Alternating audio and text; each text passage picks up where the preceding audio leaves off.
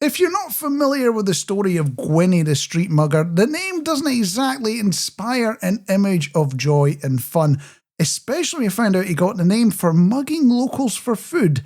We're of course talking about a ginger cat, and despite always scrapping with Gizmo, he brings joy to thousands through social media.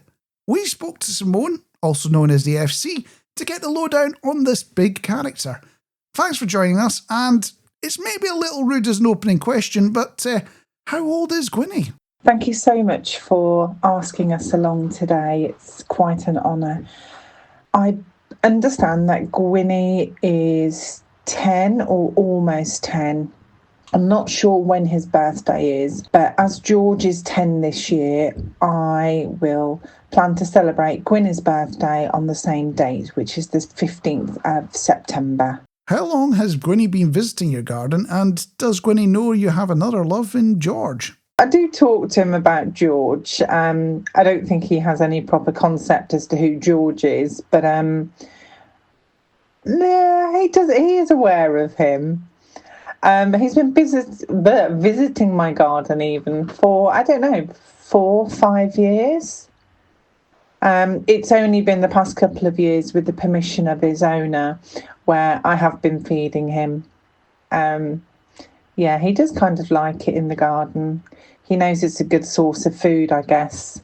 I hear he goes under quite a number of aliases, so how many nicknames does Gwinny have? Oh, goodness me. Soggy Paws, Wet Paws, Stripey, Street Mugger, Garden Gremlin.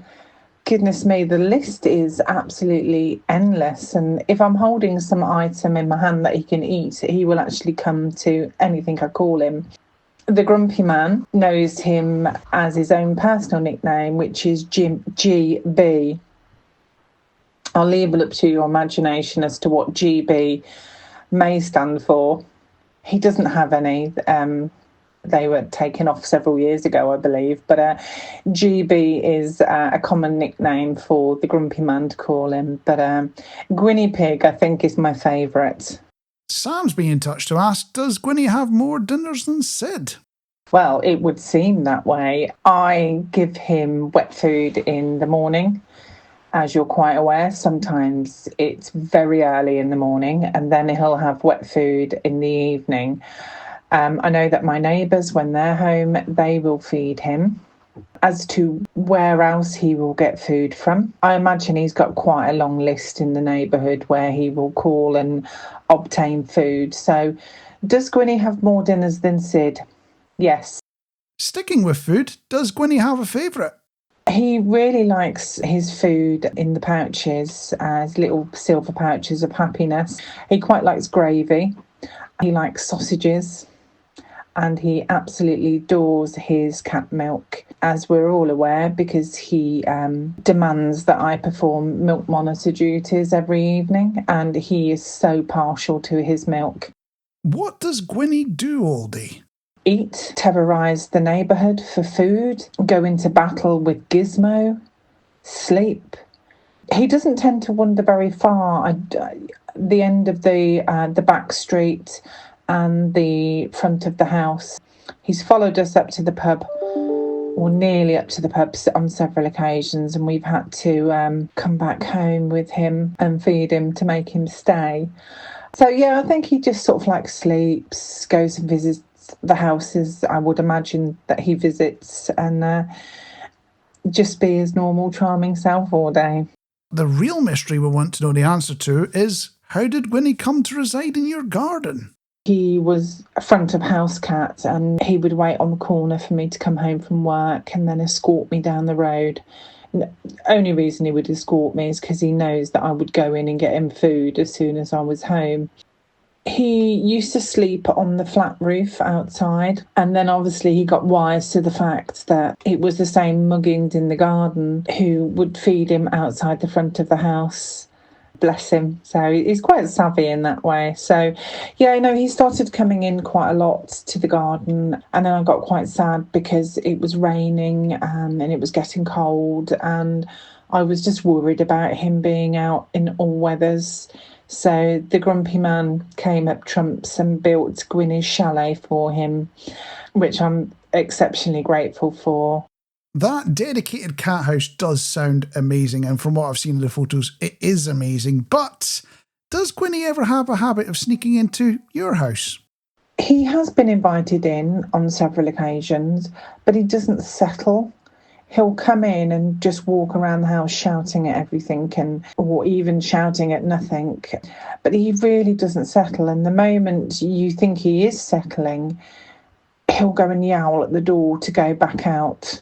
He is well looked after. His house, when it's cold, is very warm for him, very well insulated, and as you're aware, put the heated pads in there for him. So he is very well looked after. Sounds wonderful. And this might sound a little bit of a strange question, but does Gwynny still have contact with his owner? Yes, he does. If we are away, then Gwynny's owners will feed him. And Gwynny is savvy enough to know that that's where he needs to go and stand outside and yowl at for food. So, yes, the answer to that is he does have contact with his owners. They do give him flea treatment and worming treatment. So, yes. What are the different traits of George and Gwynny? Oh, goodness me. They are two absolutely, completely different cats. George is quite gentle, and George is also very used to people just picking him up and stroking him and lavishing affection on him. He's quite calm. Oh, he's such a poser as well. As soon as you get the camera out, George starts strutting his stuff. So George is very used to people. He's very tactile.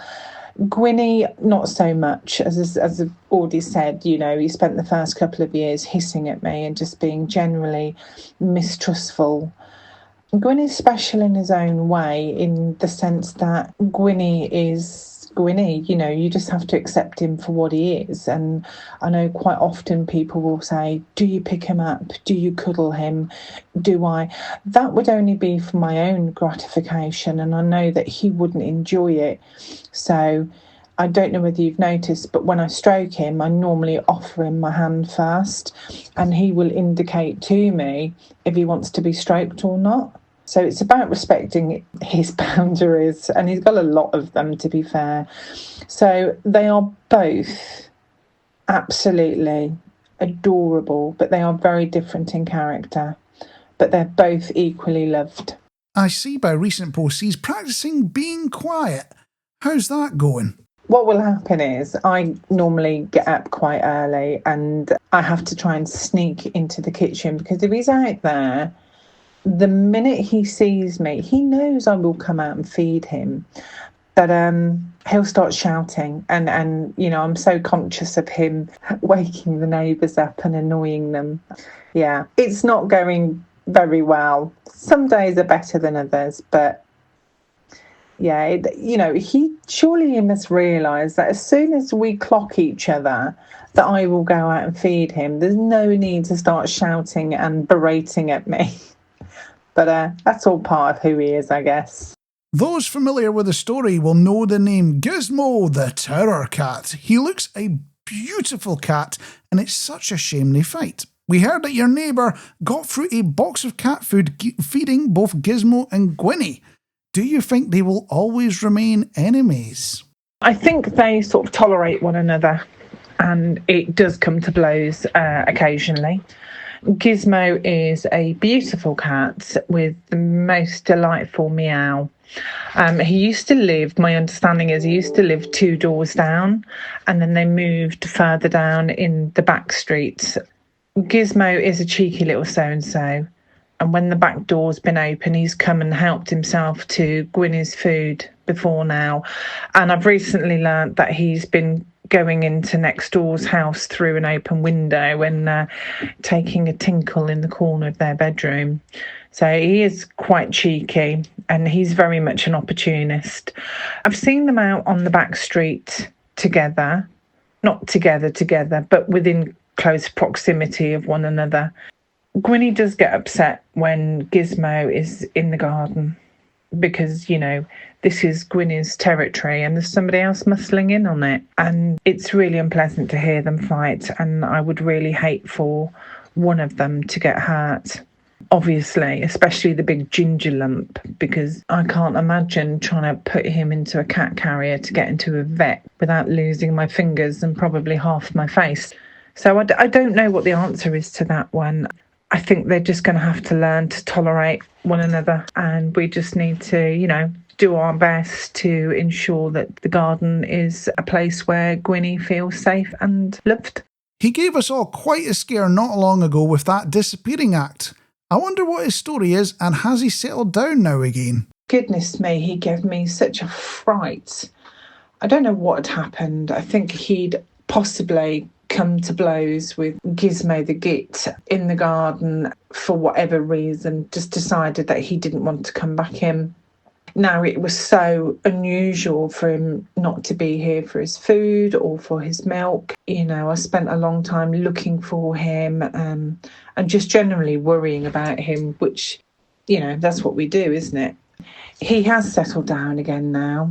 Gizmo does still come in the garden. He still doesn't like Gizmo coming in the garden, but at least I know now as to where he was going when he disappeared. So, if it should happen again, I know where to look for him or to leave food out for him. I hear on the grapevine he is somewhat partial to a hex sausage.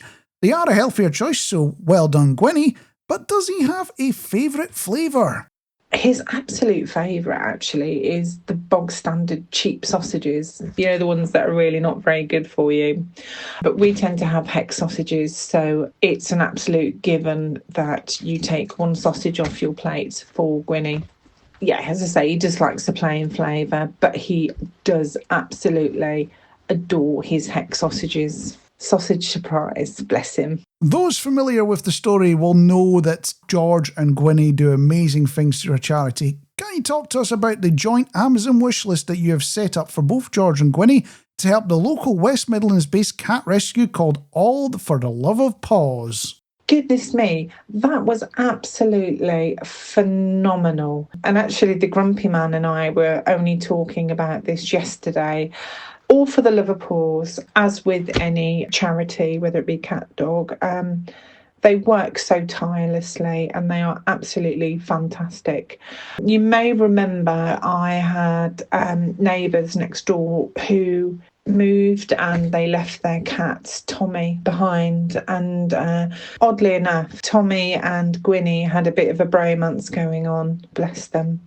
But Tommy was a little bit more timid. So a friend of mine who I'm involved with for the greyhound artwork I do, a lovely lady called Deborah, she drove miles on a Friday night to come and pick Tommy up for All of the Love of Paws to rehome him. And I am just so grateful for that. And he's now got a loving home.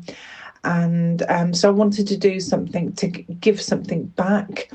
We were having sort of like 30, 40 packages a day turn up from Amazon with everything from like kitten pepetes. I'm not even going to try and repronounce that, but things that help feed the kittens, kitten milk, cat food, cat cage, carriers. It was amazing.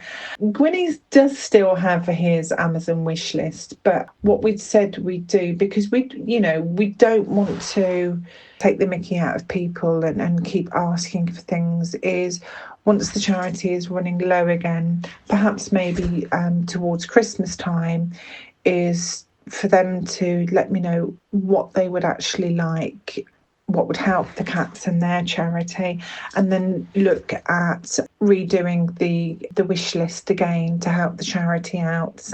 But that absolutely blew my socks off. I tried to put things on hopefully within everybody's price range, and wow, you didn't disappoint. To the point, as I said, we were actually discussing it yesterday, how amazing it was. So thank you so much, everybody. Your generosity knows no bounds, and we really do appreciate it. Thank you. As our listeners may or may not know, George has his very own slimline calendar, which has gone down really well. I hear Gwinny now has his first calendar. It's limited edition for 2026, created by Olivia May Creations. How can we get our hands on one? Google search or oliviamaycreations.co.uk. May is spelled M-A-E. Jo, who runs Olivia May, does it all herself from home, and she is one of the most fantastic people, I have the honour of knowing. She's so generous and lovely and kind, and yeah, have a look at his calendar. It's amazing, and all the money is going to charity. It's amazing. It really is. Who'd have thought it? The Street Mugger 2026 calendar. Bless him. On a slightly different note, what does a typical day with Gwinny look like, and is Mr. Grumpy really grumpy? A typical day with Gwinny, depending on what time I get up, he's there waiting for me, wanting his first breakfast of the day. If I'm home, it depends on the weather, and it depends on what's on Gwynny's agenda for the day. But if I'm working from home and it's nice weather and I've got the window open, my office is upstairs, and he'll come and sit on the flat roof and occasionally yowl at me. If he knows I'm home, he will yowl quite a bit, wanting food, licky licks, biscuits, Treatos, and yeah. If I'm doing things in the garden, he'll come and keep me company in the garden. Sometimes he just likes it when I sit in the garden, and he'll come and lie down within close proximity of me. And yeah, we're just chill together. And then of an evening, he'll obviously make demands for his tea. And then the most important thing of the day is, the milk monitor duties, where he has to have his milk. And I normally tend to give it him before I have a bath. Otherwise, it's not a very relaxing bath, because all I can hear is him on the flat roof outside the bathroom window yowling at me. Is Mr. Grumpy really grumpy? Do I really need to answer that? Yes, he is. No, he's not really. No, actually, he is grumpy. Funny enough, he's not a huge cat lover, and please don't berate him for that. Either you are or you're not. However, he's built him this lovely house, his feeding station, and he'll shout me when the cat's in the garden. And if he's home and I'm not home, he'll take photographs of the cat and send it to me. So when you're working from home, do you get this feeling that somebody's watching you, waiting for their food? Yes. I constantly feel that the street mugger is secretly stalking me. And I couldn't imagine anybody nicer to be stalked by, in all fairness. Yeah, he just makes me smile. And before we say goodbye, is there anything that you think we have not covered in our chat that you would love to talk to us about? Gwinny is what Gwinny is. I'm not going to try and change him. I'm very mindful of him and his behaviours and the disposition that he has. It would be nice if he could go into a house or our house, or, but that's not who he is. Let's try not to change him. Let's make what he has and what he likes the best for him. He does make me smile, and I'd just like to say thank you for everybody who's bought his calendar and his mug and the other merchandise that Jo at Olivia May has kindly created. And thank you all for being so lovely and so kind, and for supporting the Amazon wish list. Just thank you for loving this big ginger lump. He is lovely. And as I say again, I'll reiterate, he is what he is. I'm not going to try and change him. I'm just going to work with what I've got. I'm happy with that. And I suppose we better end it there by saying thank you very much, Simone, for taking the time to speak to us. Thank you so much for having me on today to ramble on about this insufferable ginger lump that lives in my garden. As you can probably tell, I am quite fond of him, and I do like talking about him, and George as well. So maybe I am a mad cat lady after all. No, I've really enjoyed going through your questions, and they have made me laugh. So, no, thank you. Thank you all so very much for taking the time out to invite me along and to compile some questions.